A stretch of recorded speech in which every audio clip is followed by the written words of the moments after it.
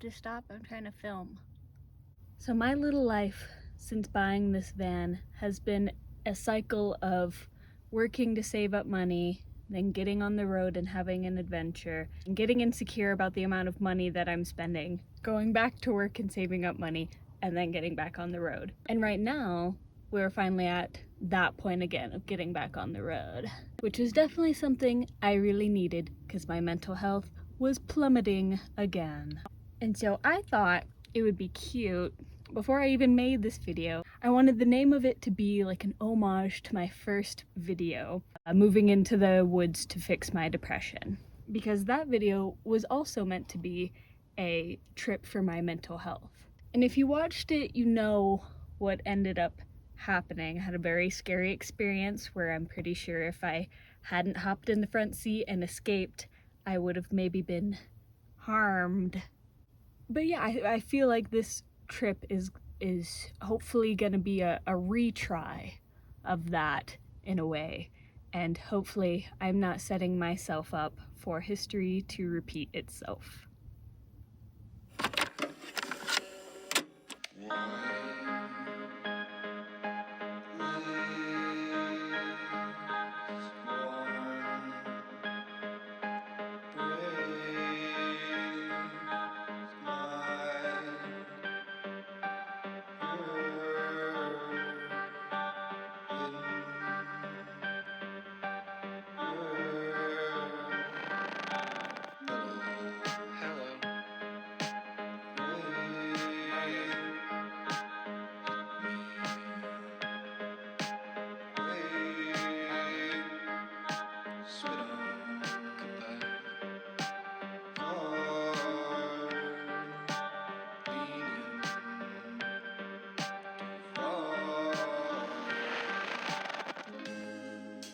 Closer in a second.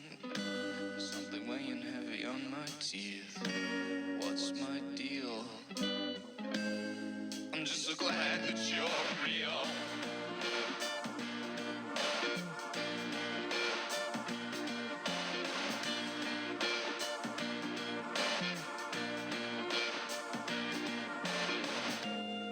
I'll make you dinner in a minute.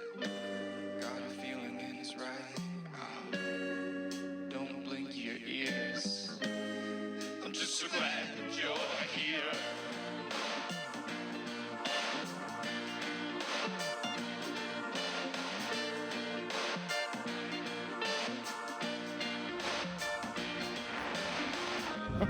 Penny, I wanted to take a cute video of you. Could you stop being weird?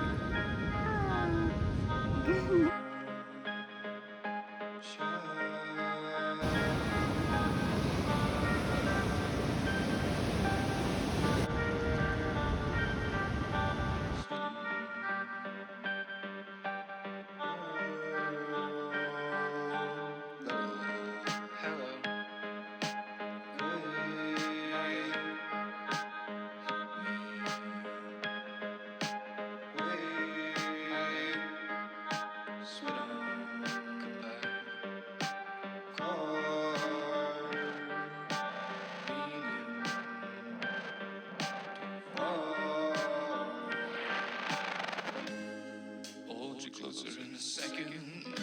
Something weighing heavy on my teeth.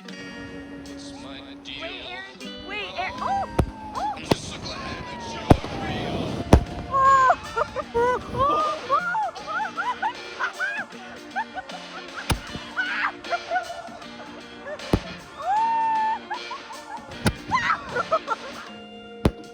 you dinner in a minute. Yeah, get up! Oh, Aaron, Don't blink your ears. Okay, you guys ready?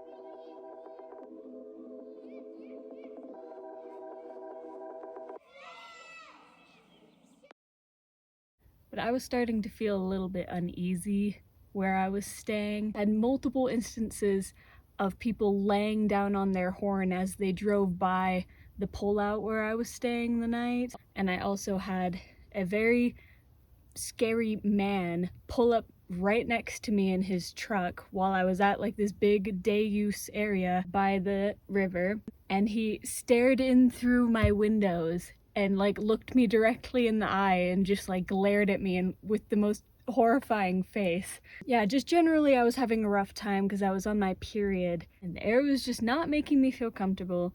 So I decided that I was just going to drive down the coast a little bit to a family member's vacation house, park in their driveway for a couple of days and be able to use their bathroom, you know, and just kind of regroup and replan of the rest of my trip.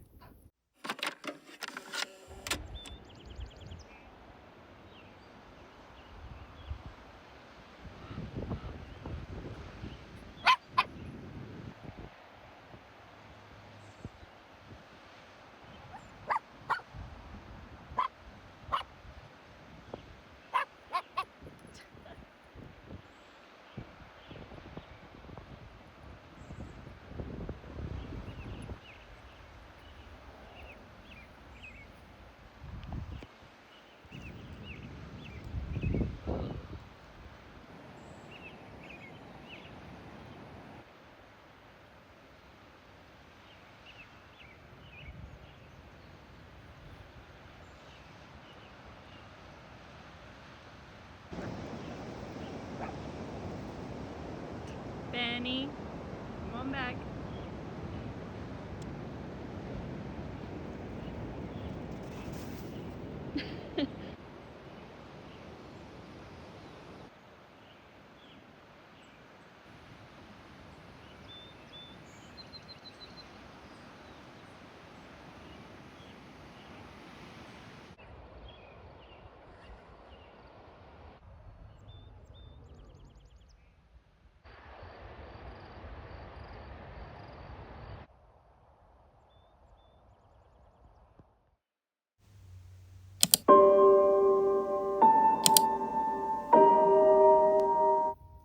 So that man had decided to walk up to the van, and it was only around like 9 o'clock, so it was just starting to get dark. But I didn't see him until he was already right outside the van, and then I heard him open up the gas door, and I freaked out because I just never had that happen before, because like why would you siphon gas out of a van that someone clearly is living in and is gonna see you? I just like went ham slamming on the window, and I think I said something along the lines of, "What the F are you doing? Get the F out of here! F off!" And he just kind of looked at me like, and then like slowly walked away with his gas canister. And maybe to some, this doesn't sound like that big of a deal, but to me, it was really, really scary for me. So I had called the police because that just felt like the right thing to do. They didn't really do much. They didn't come out. And so I started just really panicking and convincing myself that this man now knows that I'm alone in this van and he's gonna come back and I'm not gonna be able to escape, because where I was at was inside this like gated situation and the gate took like a million years to open. So I pulled the van up super close to the house, like as close as I could to where the gas tank was harder to access, and then I went inside and I was just freaking out for hours, just super paranoid that the guy was gonna come back.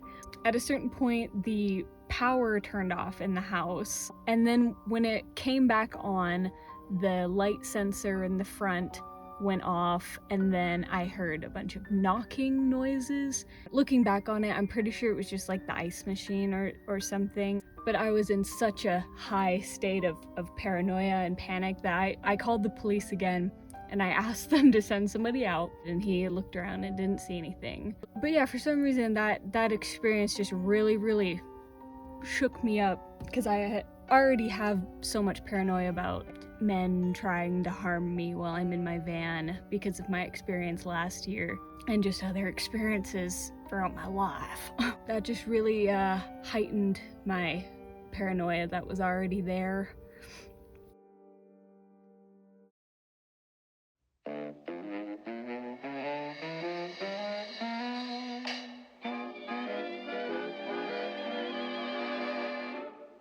Children, have you ever met the bogeyman before? No, of course you haven't, for you're much too good, I'm sure. Don't you be afraid of him if he should visit you. He's a great big coward, so I'll tell you what to do. Hush, hush, hush, here comes the bogeyman. Don't let him come too close to you, he'll catch you if he can.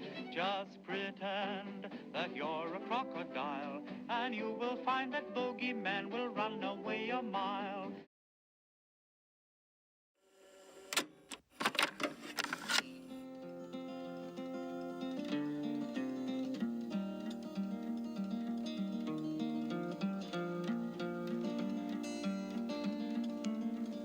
It's a still life watercolor of a now late afternoon, as the sun shines through the curtain lace and shadows wash the room, and we sit and drink our coffee. I didn't want to just give up and escape back to my hometown where I knew I would be miserable, because that would definitely be repeating history. So I told myself that I had to continue on, no matter how scared I was. And the superficial sighs, the borders of our lives. And you read your Emily Dickinson, and I my Robert Frost, and we note our place with bookmarkers that measure what we've lost. Annie, for Christ's sake, what are you doing? Oh God. We are verses out of rhythm, couplets out of rhyme, in syncopated time, and the dangling conversation, and the superficial sighs are the words of our lives. Yes, we speak of things that matter, with words that must be said. Can analysis be worthwhile? Is the theater really dead?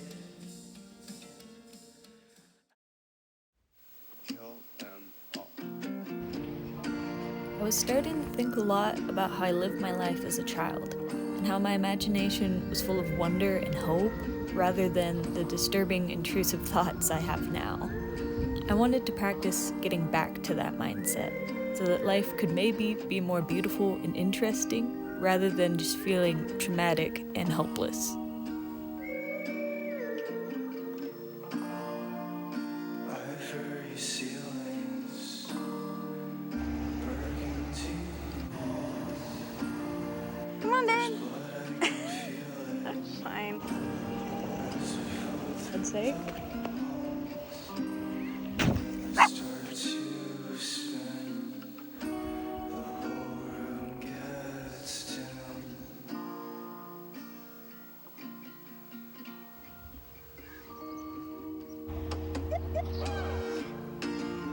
Vampire banquet, vampire banquet, vampire banquet, and we're never gonna make it.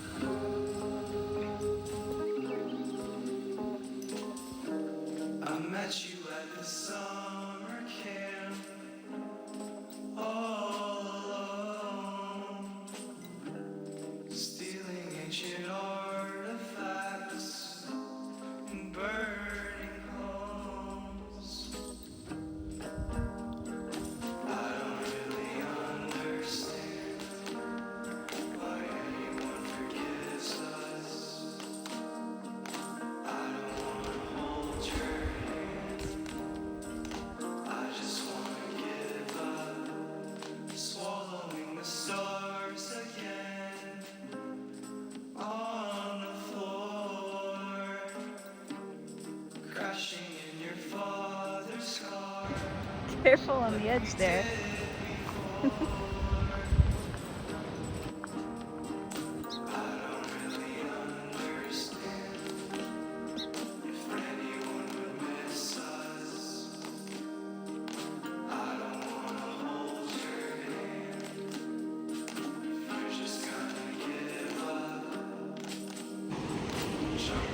Oh, come on, baby. You got this. Good job. You did it.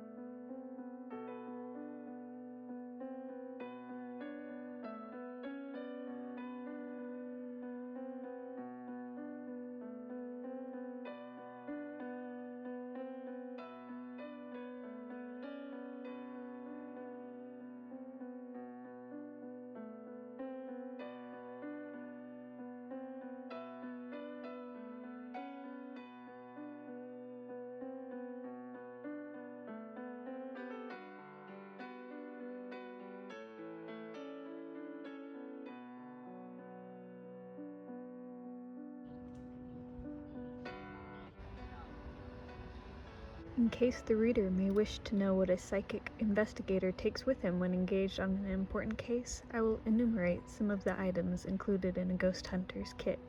A pair of soft felt overshoes, used for creeping unheard about the house in order that neither human beings nor paranormal entities shall be disturbed.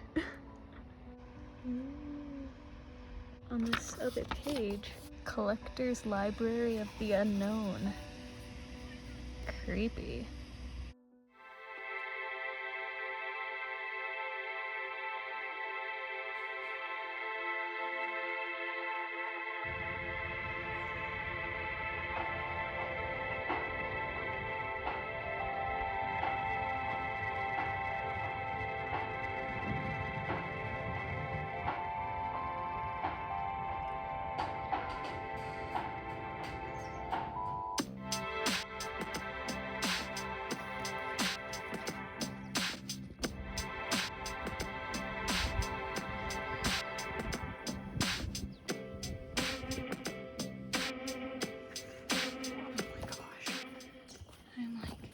I know I'm so close to the lake. I can feel it in my bones.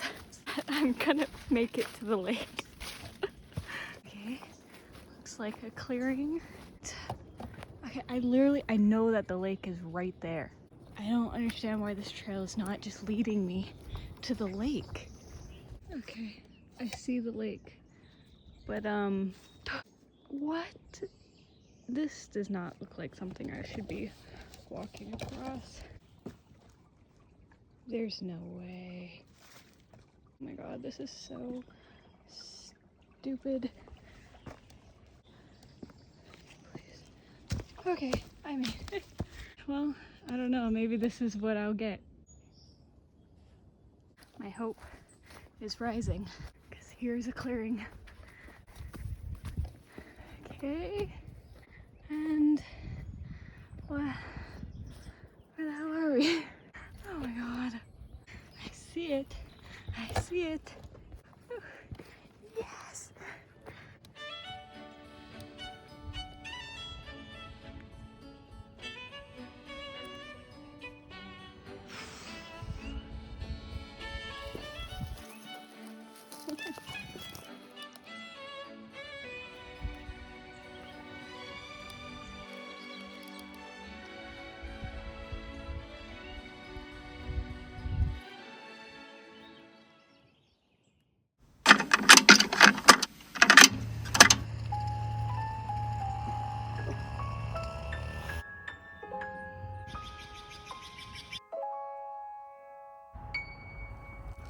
through the mist, by the milk light of moon, all that was lost is revealed.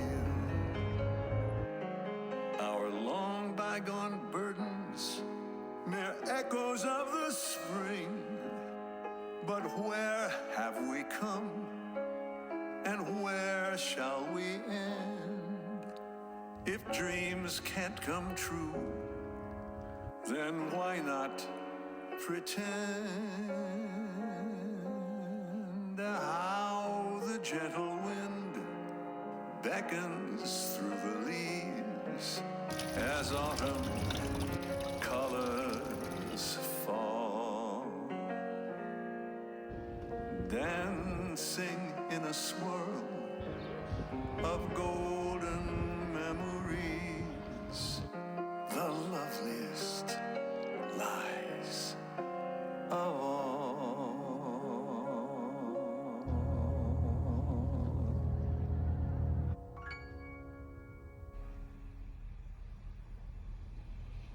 So, in conclusion, is my depression fixed this time?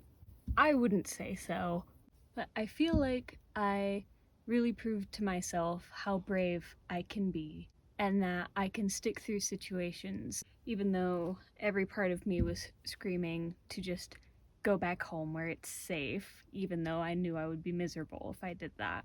I also really figured out that I don't want to put my energy towards paranoia and being suspicious of everyone around me, and that it's okay to just hope for the goodwill of others, because it's not helpful to assume everybody wants to murder you.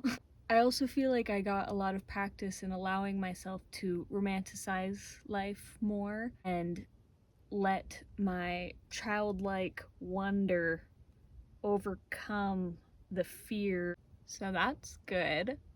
A lot of van life is sacrificing your security for an adventure. And even though I know my comfort zone is safe and that there is always a large risk of bad stuff happening when I go out on these van trips, it feels worth it to me, because what's the point of being alive if I'm not gonna be doing things that I actually like doing?